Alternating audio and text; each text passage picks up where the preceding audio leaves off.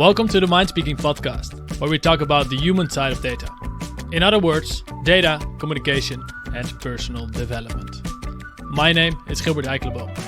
I'm driven by curiosity, and my aim is to spread insights that you can apply in your life starting today. So, let's do it. Let's start MindSpeaking. I could make today's introduction very, very long, because today we have Lillian Pierson on the show. She's a data scientist and engineer, and also an entrepreneur. And many years ago, she moved to Thailand. And to many, she's living the dream, but it has not always been that glamorous. She will tell you everything about it in this episode.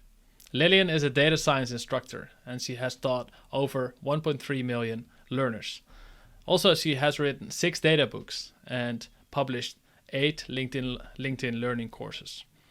So this episode will be especially useful if you're an entrepreneur or looking to become a data entrepreneur or data leader, in fact.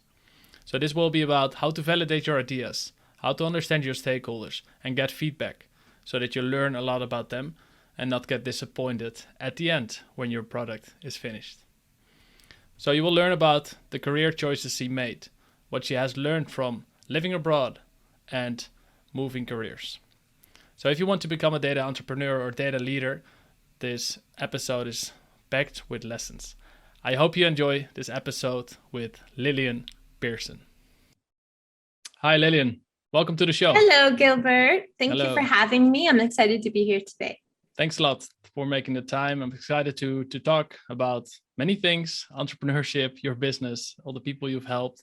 But let's start with the story about you. So how did you end up in data, and tell us about that journey, please? Sure, of course. So I've always been a data person. And by that, I mean, even when I was like 5, my stepfather had a computer and I was always curious about it, and playing with his spreadsheets when I was 7. And my first job was like data entry and medical billing. So I was just always leaning towards data my entire career. And I went to college for environmental engineering. And when I got a job in the field, there were different aspects of that role. Some were built systems design, and then some were data modeling for building, for hydraulics, and also for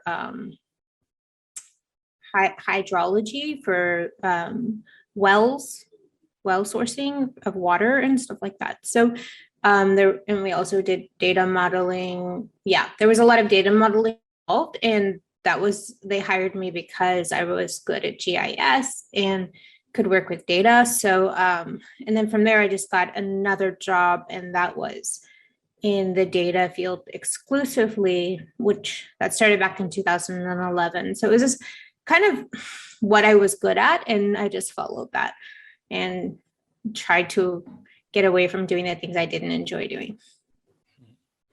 And it sounds like you followed your own path, and eventually you ended up in more product management and growing data intensive businesses, right? Yeah. So my first product that I built, data product I built, was really back in 2005, which was an MVP for the county that helped them organize the petroleum cleanup at different sites where there was contamination. So, and then from there, there's just been, I've launched and developed 35 products, most of them data products since then. So if you had to put me in a class or a category in terms of professional roles, it would be, I would place myself as in product manager, head of product. Yeah. Mm-hmm. And that's what the makes closest you so role to CEO, but yeah.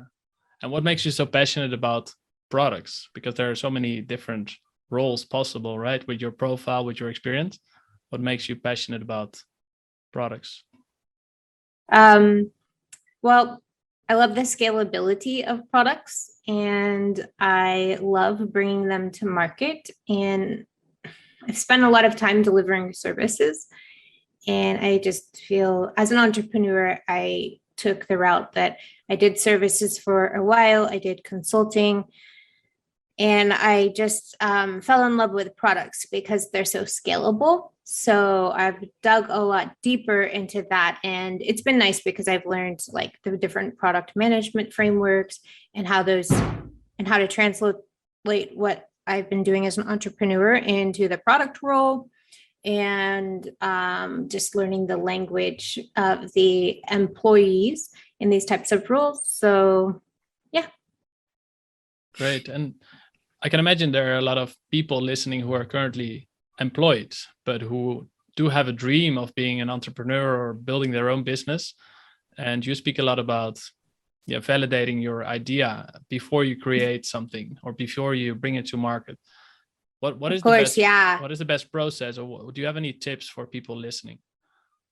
Yeah, for sure. I'm actually putting together a 5-day live series to help people with this. And the thing is, if you want to start your own business, the best way to really validate your ideas is, if you want to start your own business, the easiest way to monetize and to start validating your ideas and getting to know your customers is to deliver services.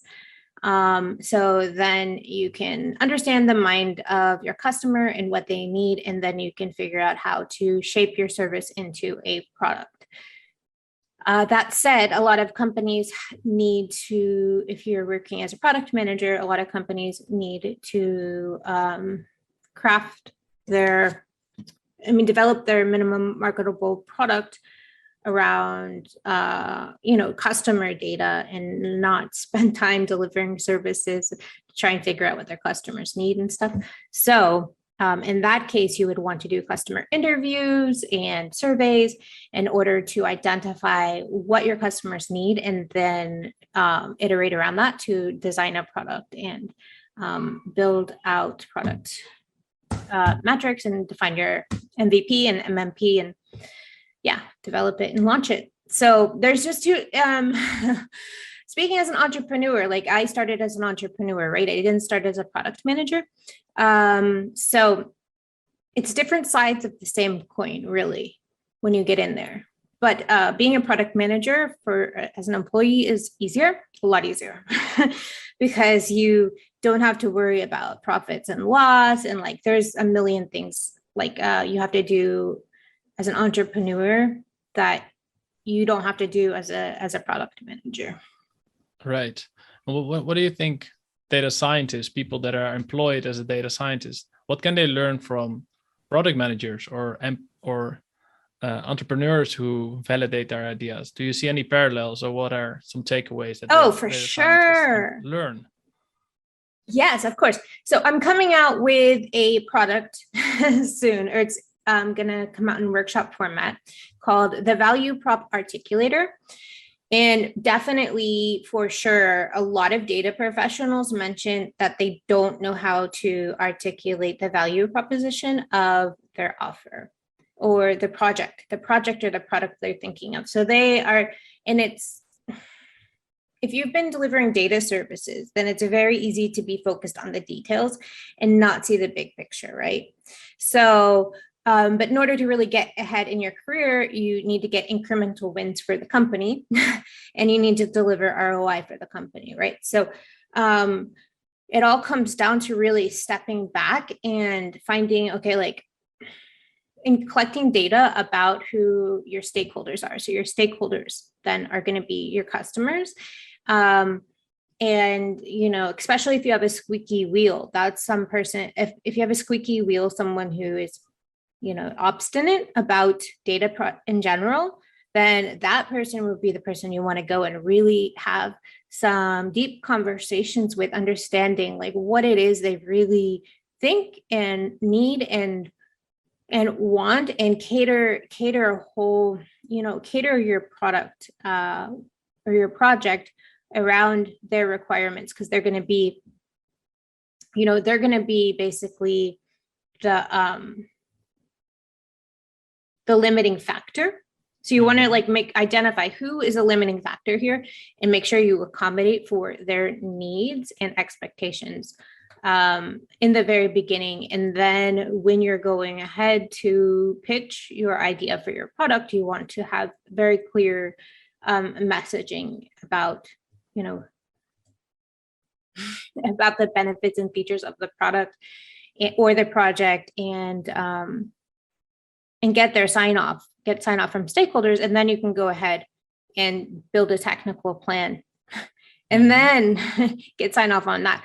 And then when you get sign off on your technical plan, then you can start building. So the problem with implementation people is, and I've done this myself, it's a trap of implementation work. We get these ideas about this would be cool, so start building.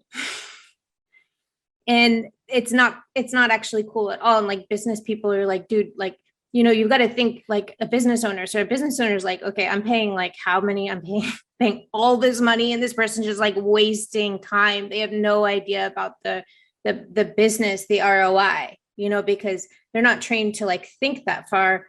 You know what I'm saying? Mm-hmm. So it's really, it takes a reframing. It's why I'm creating a 6-hour workshop on this, walking through people through the whole series of like customer interviews, and then customer personas, and then your MVP and your MMP, and then pitching your project to the leadership. But then even they're going to say, yeah, if you do a great job, they're going to say yes. But that doesn't mean you start, like then you need to do a technical plan, say like what technologies, and like there's just so much planning that's required that they don't generally teach anywhere. And most if you've been taking like coding courses on Udemy, you're just not going to think to do that stuff. But it's super important to protect the investment that the business is making in technologies, data resources, and skill sets, personnel, which is very expensive. So if you, one more thing I will say is, if you're going to go to college and invest $100,000 on an education, you're going to take a look around, right? You're going to look around at the options, and you're going to do an assessment of the market. It's the same thing with a new data project. Like that's what technical planning comes down to, is like, so it's not your $100,000, but it's your company's. So like, there's got to be a thorough assessment of the alternatives before jumping into anything. Right. And to me, that sounds that it's not just about knowing what to do, but also it's about a mindset, a more business focused mindset. Would you agree? And how do you? Yeah, for sure. And how do you think we can develop this? Because you offer a lot of great materials and courses on this. What I can imagine, it's not just about giving a framework and telling people to do it, but also to, in their business, in their profession in general, to be more on the lookout for feedback, or more receptive for business stakeholders, what they need and what they want. Would you agree? And how do you think we can develop this mindset? Or one thing you mentioned about how should companies foster this mindset? Yeah, that's a great question. About feedback, especially stakeholder feedback. It's like, that is like the most valuable thing you can get. Any bit of like constructive feedback, because you can't buy that. You can't go to a shop and buy custom advice about what people need and want. So it's like when people share that with you, it's like, great, I can make this even better. I can reduce problems in the future. I can make this, it's a feedback is very important. Now, how do you foster the business mindset? I guess how I started, so I offer a data strategy product suite, which is like a series of 3 digital products that take people through the process of building a data strategy plan. Now, in all honesty, I learned part of that approach I picked up as a consultant. As an engineer, I did technical consulting and strategy work. And we always just walk through the process of like, you start off, you define what's the mission of the organization, what's the vision, and then define like, okay, here are the needs, do a needs assessment. And then how would the proposed solution fit in with fulfill the needs of the business, and then the most immediate needs, and then also satisfy the organization in reaching, fulfilling its mission. Mm-hmm. So once you establish the needs and the needs that this type of project would support, that then you have to start looking at feasibility and like doing an assessment of current state and what they actually have available, because you don't want to just like say from left field, like, hey, go buy some random expensive software when they have basically something that's competitor capable of doing the same thing, if you know what I'm saying. So you have to do an assessment of what's going on with the business and all of the technology. I mean, there's a lot to it. And then when you make your recommendations for solutions, there's got to be an alternatives analysis. And it's not just, so the alternatives analysis is then looking at capital cost, maintenance cost, and maintenance and operations. And it's not just like now, it's like, okay, here's the startup cost, and then here's what it's going to cost 5 years from now. Here's what it's going to cost 10 years from now. Here are the pros, the pluses and pros and cons of each of these options. And you look at it from a financial perspective. Mm-hmm. And you look at like, okay, so if we bring this in, it might be cheaper now, but then, the warranty is less, and there is, maybe greater chance of failure of component pieces. So really evaluating your alternatives on a cost basis before making recommendations. And then when you make recommendations, you propose all of that. So that is like, I feel like that was my first learning, or how I learned about technical planning as it relates to business's bottom line. Mm-hmm. Yeah, I see what many analytical or technical or data people do or like to do is focus a lot on the solution and not think so much, or maybe care so much about what the final stakeholders think, what the customers think, or they're not so busy thinking about those costs or the impact on their work. And I think there's a lot of benefits to bringing that to the table. I think that it might come from, because I'm an engineer, I'm a licensed professional engineer, and I got a degree in built systems engineering. So they didn't teach me any programming since college, but I had to do all of this cost calculations and cost projections in college. So when I look at roles on the market, like data scientists, they want to see statisticians, computer scientists, so on, and applied mathematicians, right? They kind of try and like keep engineers off the list for some reason. I don't even know why. But when you go and you look at product manager roles, they like, if you're an engineer, it's like you're golden. So it's more like, it's a different type of tech, a different type of STEM education that supports that function where you're making like business recommendations and stuff, I guess. Right. The people that are looking at the video right now, they see it's very dark in your background. For me, it's still light. It's 4 p.m. in Amsterdam. Okay. But what I know is that you live in Thailand, so it's dark already. And I've also seen pictures of you working with fabulous backgrounds. What made you move to Thailand, and how did those career choices develop? Yeah, well, I decided back in 2011, I decided that I wanted to travel the world and have my own business, online business. So, and then I got a job as working in data. So I built the business as a side hustle while I held on a full-time job.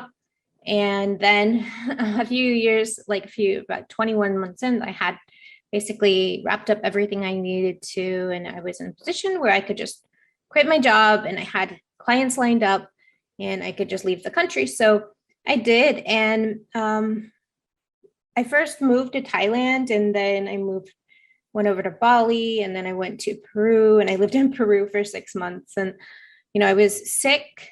I was lonely. I was trying to write data science for dummies from Peru. Like I got the book deal on my way to Bali. And then I was just sick and like lonely. And I thought, I'm going to move back to the United States because the sanitation isn't great in Peru. But then I thought, okay, like if I'm willing to move back to the United States, then what if I just am willing to pay US like rates, like pay cost of living same as US? Where would be my favorite place in the world? And I knew Koh Samui, I had been here. So I just came here.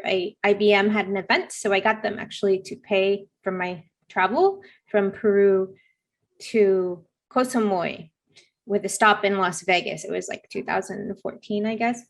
And and then I met my husband here and we've been here. In Thailand? Yeah, and Koh Samui. We met wonderful. here, and now we have a daughter, and it's wonderful. And so it sounds like in the beginning in Peru, it was not great, and there were some challenging things. You were thinking about moving back to the US, but eventually ended up in Thailand. Yeah, because I just loved it. But I think if I didn't meet him, I would have, even though it's literally to me my favorite place in the whole world, and I've been to 40 countries. But if I hadn't met him, I think I probably would have I wouldn't be here because I was lonely. It's not actually all that great to travel the world by yourself. Yeah. And that's something I wanted to ask you because there are many people who dream about traveling the world, living abroad, and being an entrepreneur. What do you want to say to those people who have those dreams? Go for it. Yeah, because you're going to find out. I mean, it's not going to be the rest of your life, even if you think it might be. But you're going to find yourself. You're going to find out who you are. So when I left the United States, I didn't know if I liked the color pink because I thought maybe it had been conditioned on me by society. And I went out and like pushed it to the extreme. So I was living in Sacred Valley with a bunch of like Indians around and like a dwelling made of like thick mud, 5 degrees Celsius with no -5 or something with no heat. I mean, I figured out who I was by trying out who I had never had the chance to be. And then I realized, oh crap, I love to get my hair done. I love pink. I like shopping. So whatever it is, you get out there, you try some things, you're going to figure out who you are. You're going to, instead of just taking what the world gives you and taking what people tell you, defining, who you are, you'll figure it out on your own. It's good. Yeah. I remember you made a post, LinkedIn post or Twitter post about where you mentioned deep down your inner self already knows the answers. You're just willing to slow down long enough and tune in and listen. Is that related to what you just said? How do you see that fit in what you just mentioned?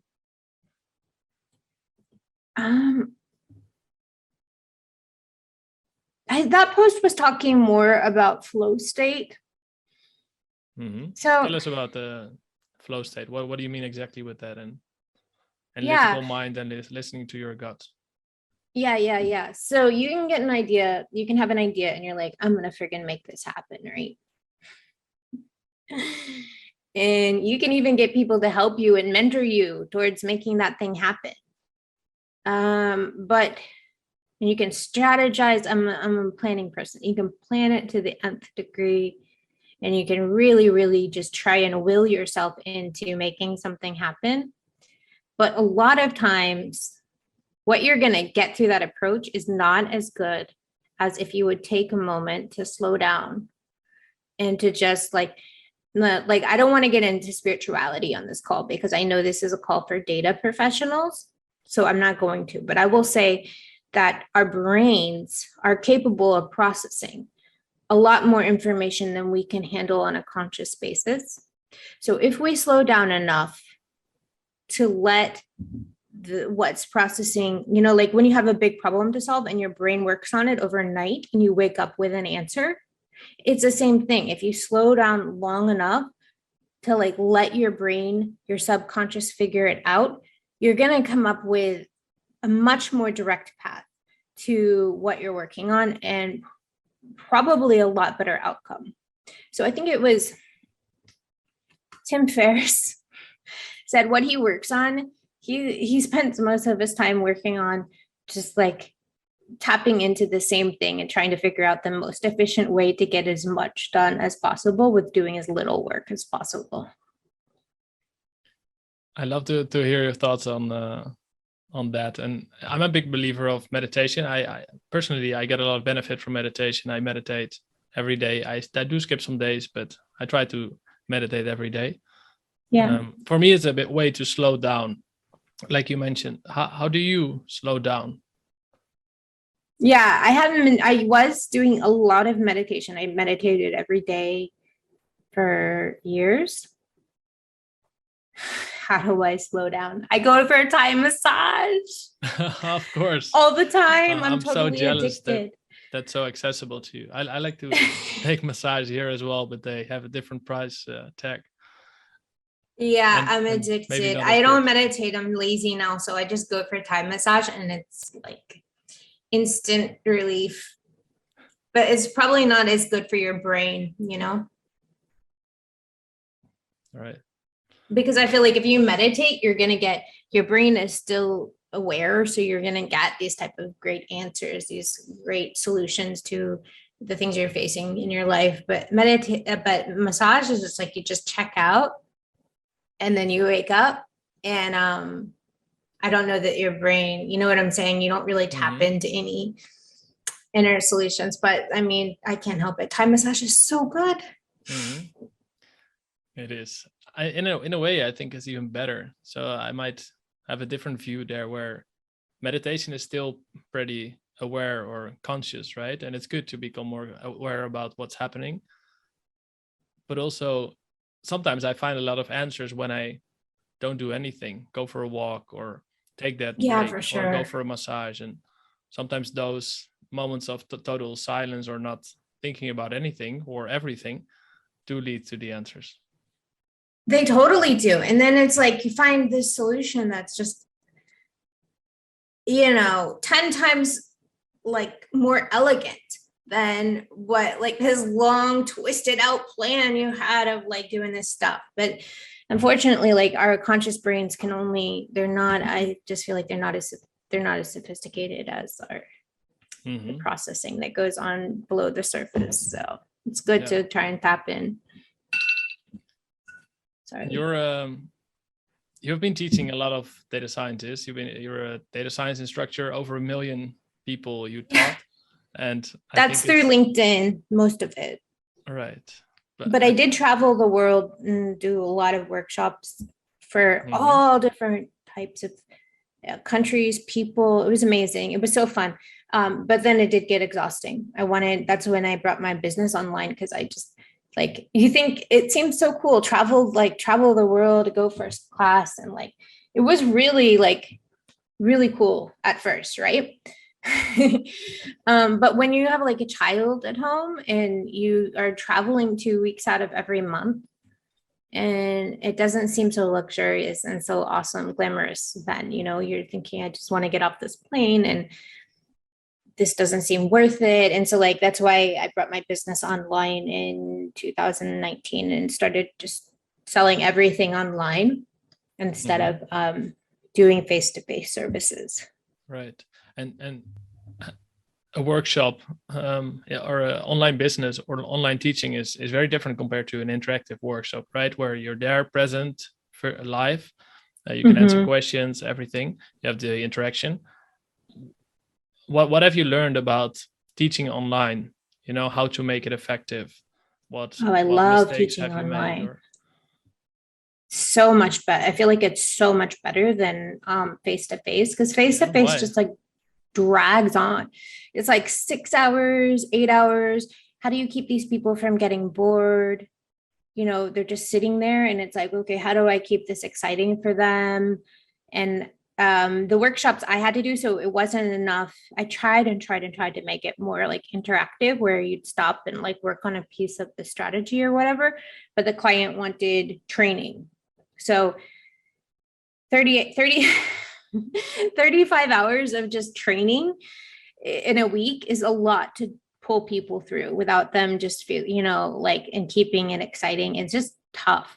But you can just set it up online. And like, for me, I'm like 1,000,000% action oriented. Like I literally want to hear zero theory about anything. And I don't want to share theory about anything. So I share what works, and I get people to like, okay, here's the principle, here's what you need to do, now do it. And they do the action, because that's how you're going to learn, right? And I feel like most things can be taught that way. We don't, like college, you have to go through so much theory, and that was probably necessary, but like in the professional world, like just doing a 1 hour workshop and then having digital products that support the transformation of that workshop is plenty, particularly with a Q&A afterward, because if you cut out all the BS theory and like all the like taking the like, it's like people want to spend, seems like the old way of how companies did things is like, okay, you have to have your butt in the seat for 40 or 50 hours a week. So we're going to force you to be here. So let's fill up all this space and time needlessly. And it's like, dude, come on. Like, can we just like really do something powerful and intense and like do something that's going to change, like, make an impact, and then go have a latte or something? Yeah, I agree. I think there are a lot of trainings that, focus on just the instructor presenting and talking. And I think real learning comes by doing. And what I was curious about is how does this relate to what we discussed earlier, to slow down sometimes? Because you're very practical, you're very action oriented. How do you, should we build in training online or in person? Should we build in this delay or a moment of reflection? What do you think? What I like to do with my products and programs is to build in mindset prompts. So related to whatever the topic is, there's always some sort of reflection of like, if it's leadership, if it's sales and marketing, if it's client delivery, if it's finance, there's always lessons learned and ways we can like look at situations differently and grow from them and become better leaders. And not only leaders, but develop our relationship with ourselves, like praising our own selves and being honest with ourselves about where we can improve and how to show up better for others and being kinder to ourselves, things like that. So that's how I like to break up my trainings. My digital trainings is with mindset upgrades, mindset prompts that really help people, like support them and make them feel good, and also help them feel prepared for what's to come next, to feel supported, and not only supported by me, but also supported by themselves. Right. Yeah. So they become very independent and they develop a strong mindset. And you've been teaching a lot of data scientists. How do you think data scientists need to be taught differently compared to other type of people? Or can you even make such a generalization? Well, I've been teaching data scientists more how to start and grow their businesses. So in that sense, they need the help of a lot of times like stepping away. And it's probably true inside a business as well, inside as a company. They need the help stepping back from doing the implementation, everything themselves. And thinking, and this is a journey, this is like, everyone goes through this of like trusting other people that they can do a good job, if not better than you, if you just turn things over to them and stop trying to just figure it out. So we're figure outers. We like to figure everything out, and we don't let go of anything unless it's no other option. And so that is actually really stressful. And painful. So like helping people just like understand that there are alternatives and that you can step up and be a leader instead of trying, because you can't do both. You honestly have only so many hours in a day. So you can't be a great implementation person and be obsessed about the details of building this thing and be a great leader. Because your brain, it doesn't work that way. It's binary. So at a certain point, you have to decide, okay, do I want to, what you want to do with it. But that's one thing I've seen is like, not every data professional wants to be an individual contributor for the rest of their lives. In fact, I saw Kenji put a poll out and it was 50-50 between 50, data leaders. It was 50-50. I was happy to see that. Yeah. Data pros wanted to be data leaders or individual contributors. So that's awesome. And if you want to be a data leader, it's like you don't actually need necessarily to get in there and figure out more implementation details. That's actually not going to get you to a leadership capacity, So it's stepping away from that and picking up new ways of working and managing and coping with professional stressors and stuff. Yeah. So different type of skills and mindset maybe you need in such for sure. Yeah. 1,000,000%. Yeah. So we're nearing the end. I would love to talk a little bit about your work, about Data-Mania, and then ask you a few last questions. What would you like to share about Data-Mania? Well, we support data professionals to becoming world-class data leaders and entrepreneurs. And we are moving towards solely offering products in order to assist in that transformation. So for many years, I did coaching, but I don't do coaching anymore. In fact, I've signed on to be a chief marketing officer for a data startup for a SaaS product. So I'm really excited about that. And with that, I'm cutting off all services, of course. But I've still got the products business, and I've been building this out a long time. Hence, the reason I also love products is they can create impact without requiring your time.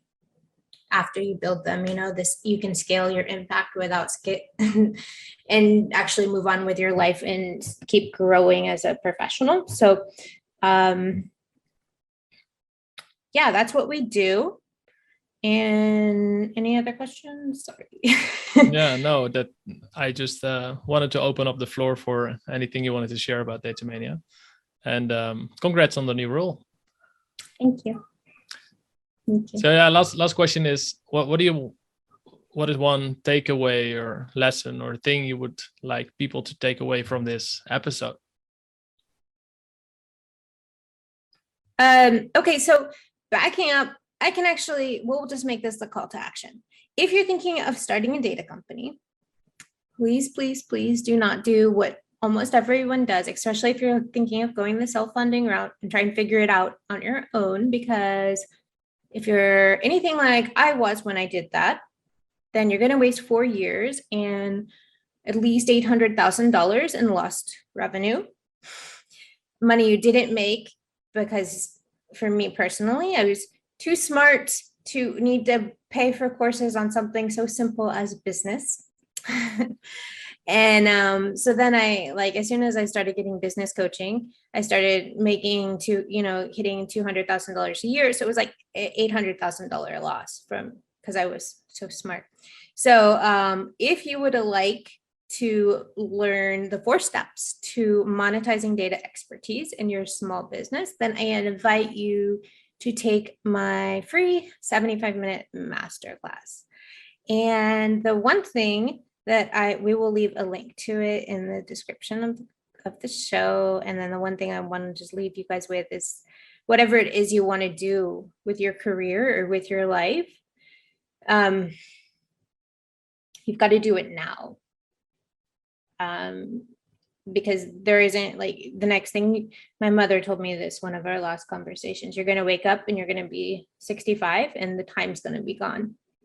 So just be willing to take a risk and get out there and follow your passion, so that when you get to be 65, which will be very soon, I'm already 42, it will be very soon, that you won't look back and say, I wonder what what would have happened if I had taken, done this or that. You just got to do it. Wonderful. Thank you for this important last minute message. Where can people follow you or connect with you? Well, you can always shoot me an email at lillian@data-mania.com. And then I'm also on LinkedIn. Great. I'll put all the links in the show notes. Thanks a lot, Lillian, for the conversation today. You. I learned a lot, Thank you and so much hopefully my listeners as well about entrepreneurship, about validating your ideas, how to be a better data scientist, or how to teach data scientists, and also how to understand yourself. So thanks a lot for today. Thank you for having me on. Thank you for your kind words at the end too. I feel like I rambled and didn't have clear, so I'm glad if it was helpful. And it was really nice to meet you. Yeah, absolutely. Speak soon. Thank you very much. Okay, thanks. Bye. Do you want people to listen to your data and increase your business impact? Then take my free email course or do the quick self-test of your data communication skills. Go to mindspeaking.com and start learning today.